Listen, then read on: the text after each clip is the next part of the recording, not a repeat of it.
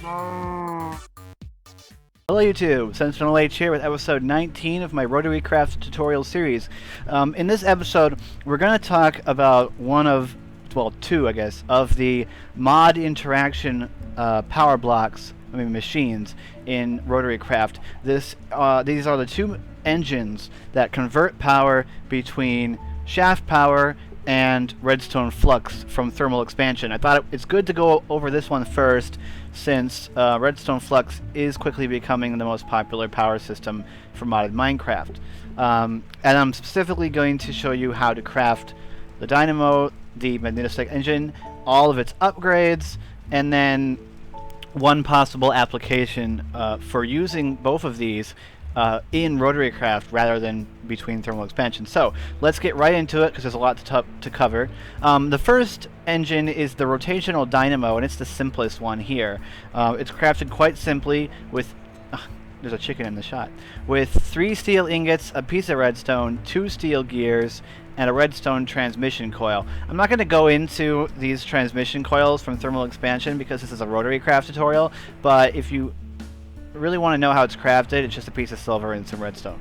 But we're focusing on the RotaryCraft machines in this tutorial.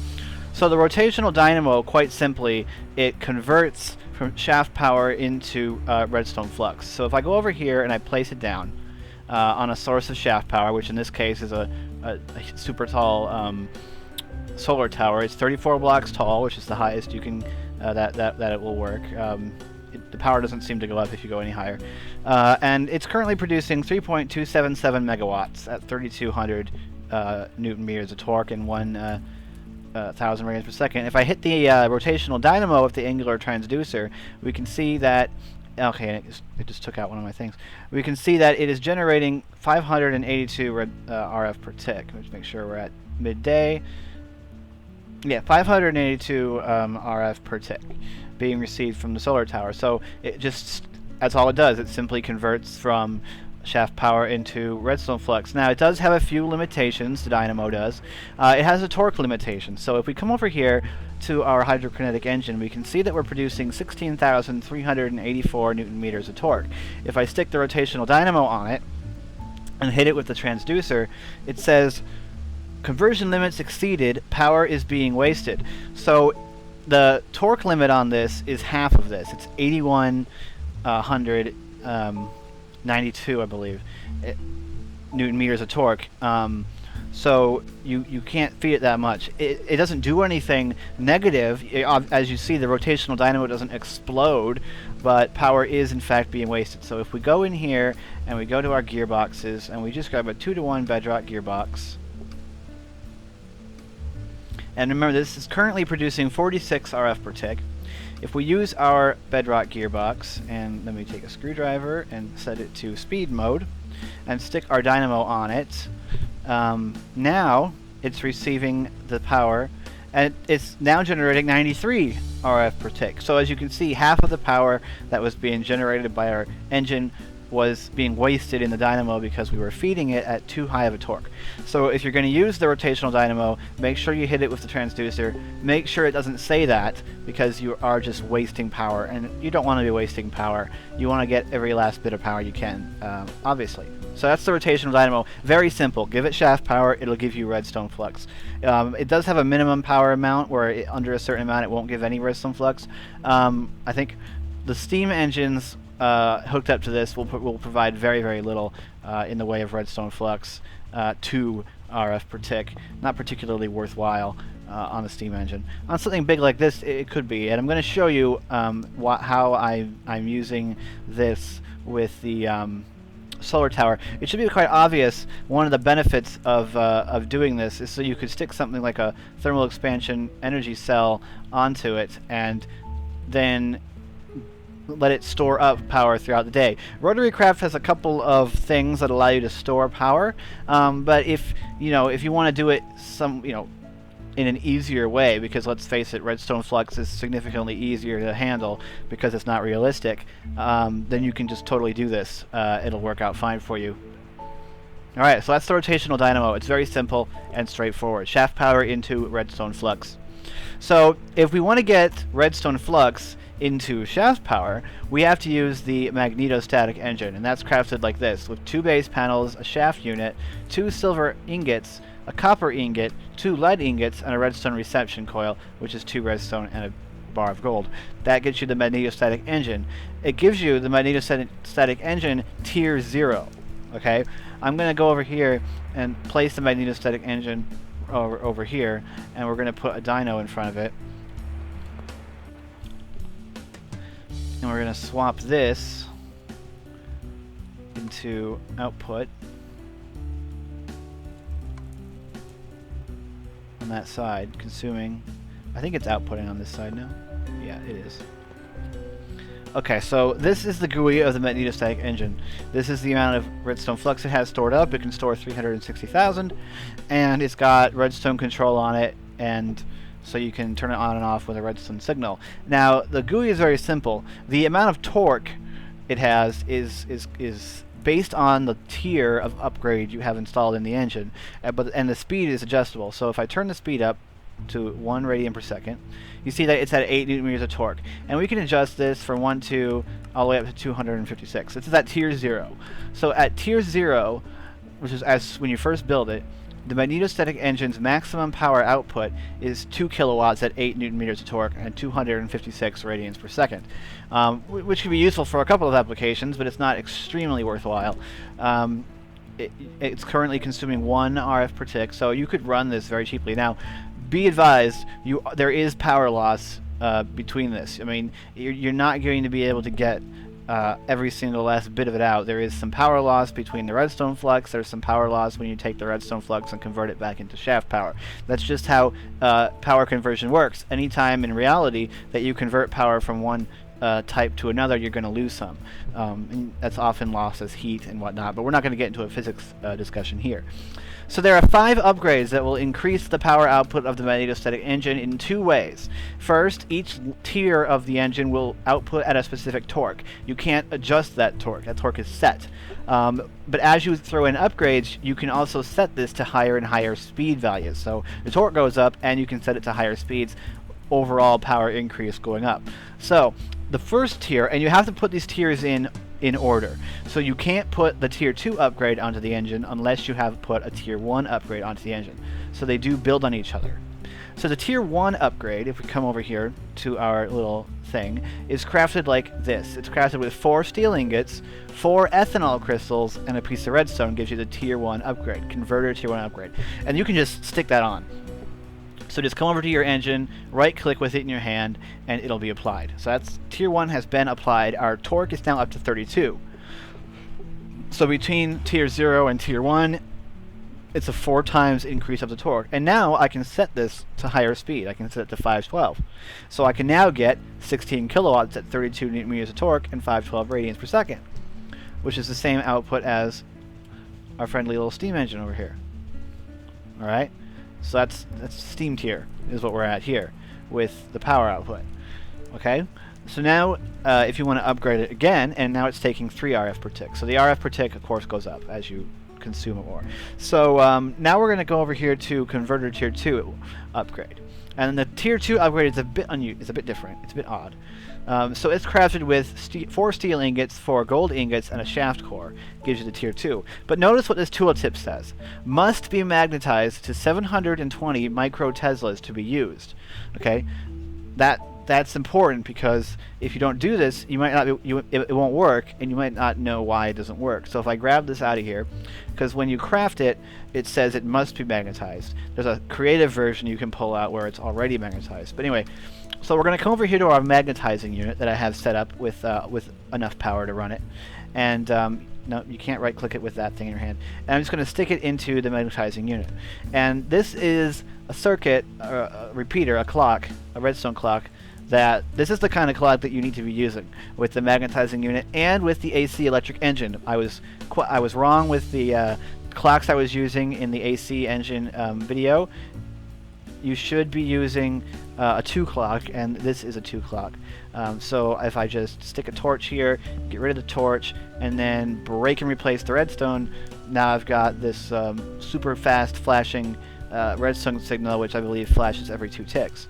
If we come in here it's been magnetized to 1, now it's up to 2, and if I just give this a ridiculous amount of speed, now we're magnetizing it quite quickly.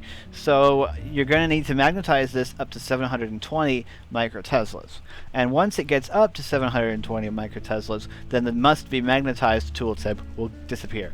So we're going to watch this thing and watch it go. I'm going to see if I can't put more speed on it. Yep. So it's gonna magnetize up to 750. I've done this in a single player, and it doesn't take too long. I mean, it does take a while to magnetize up, unless you're, since you're probably not going to be putting this much ridiculous power into it. And yeah, we're over 750. It'll keep going, but you don't need to let it keep going. So once it hits 720, you can go apply it. If it's not up to 720, it just won't go on. There we go. Oh, there's also one more thing. If I take this and stick it in here, and if you hit this with the angular transducer, there we go. So it doesn't have a problem with it. It will say no shaft core. Okay, when you look at the magnetizing unit in the tooltip at the top of the screen, it will say no shaft core, but as long as you're giving it the signal and stuff, it'll magnetize the upgrade. All right, so don't be fooled by that. Okay, so if we go into the engine now, we're up to 128 newton meters torque, and we can set our speed up to 1224 for a maximum output of 131 kilowatts at 128 newton meters and 1 kiloradian of speed. That's what we have it set to, which is quite nice. Let's go back to noon so we have the same thingy, and it's now consuming 24 redstone flux per tick. In my single player world, I'm using this at this level to power an extractor, is what I'm using it for, off of some solar, which is how I'm using it. Okay, so now let's go on to the next tier. We've got tier 2 now. Now let's go to tier 3. I haven't done this in single player yet, but this is how you craft the tier 3 upgrade. It uses 4 steel ingots, a gold coil, and these inductive ingots. And you'd be wondering, what the heck is an inductive ingot? Well, if we come over here, I'll show you how to make it.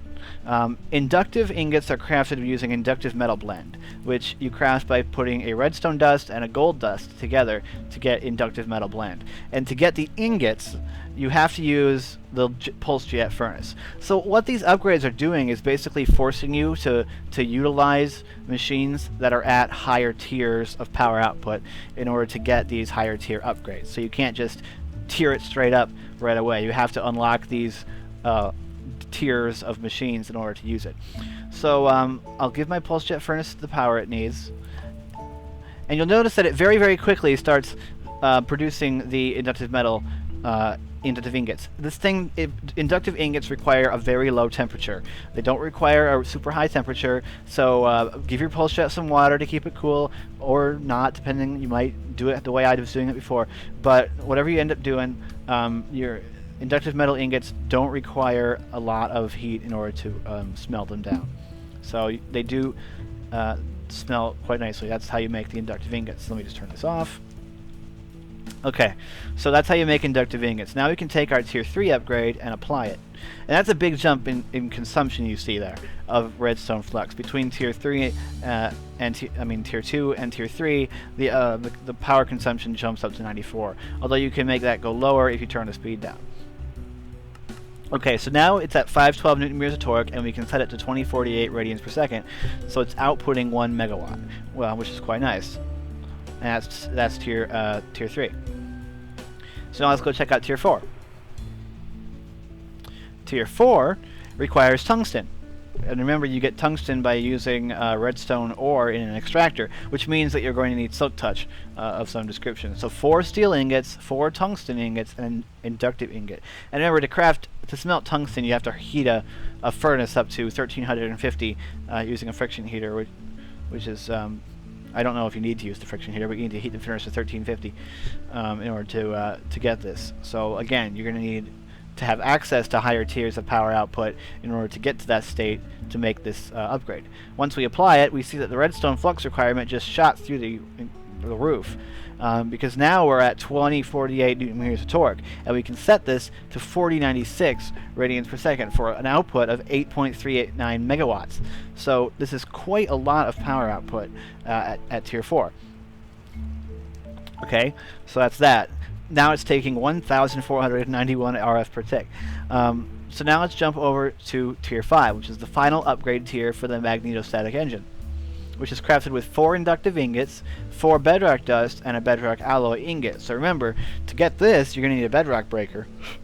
You're going to need to have access to bedrock alloy. Which isn't all that difficult to get. You can use an induction smelter from thermal expansion. You can use the blast furnace at 1,000 degrees. Gives you the Tier 5 upgrade. And if we go apply our Tier 5 upgrade, now our Magnetostatic engine is at 8192 Newton meters of torque. And you can see that its power has just completely drained out because this energy cell isn't capable of supplying it that much power. It's only capable of supplying it 2,000. So I'm going to break this energy cell, and I'm going to grab a creative energy cell, just so that I can show you, because this thing will do whatever. So it's now outputting at 8192 Newton meters of torque, and we can set the speed all the way up to 8192. So it's 8192 of torque, 8192 radians per second for 67 megawatts of power output. And even this is too much for the creative energy cell even to handle it, because it's now requiring 11,925 redstone flux per tick. So the power requirements on the Magnetostatic engine go up quite significantly as the shaft power output goes up, which is good. It maintains a good conversion rate, so it's in no way overpowered. What we see, we have the capability at Tier 5 of outputting basically a jet engine's a gas turbine's worth of power. So it's quite powerful at max rank. So the way that I'm using it in my single player world is I'm using this as a battery for the solar towers, so that I can run my extractor all day and night, rather than only being able to run it during the day. Because in reality, when they use solar power, you never really use a solar panel without having a battery pack for it to charge into. So that's one thing you could do. And if you're playing on Monster, there are probably some thermal expansion machines you're going to want to have access to. So if that's the case, but you still want to use RotaryCraft power out, you can use this to convert between the two. Yeah, so that's it. That's the rotational dynamo and the Magnetostatic engine. I hope this answered all your questions. I know a lot of people wanted to know, are probably confused about the Magnetostatic engine. But hopefully now you know how to use it, and you'll be confident with it. So next episode, we're going to I'm going to cover some more RotaryCraft machines. We're going to talk about some of the woodcutter. We're going to talk about belts. We're going to talk about the CVT unit. We're going to talk about maybe we'll talk about flywheels as well. Depends on how much time there is, whether I think it's going to be too much. But we'll talk about some stuff like that. Yeah, I'll talk about the CVT unit definitely, because we need to talk about that. And so yeah, stay tuned for that video. So I hope this answered your questions about these machines. If you still have questions, you can leave them in the comments. And yeah, so I will see you in the next video. I'm SentinalhMC, and I'm signing out.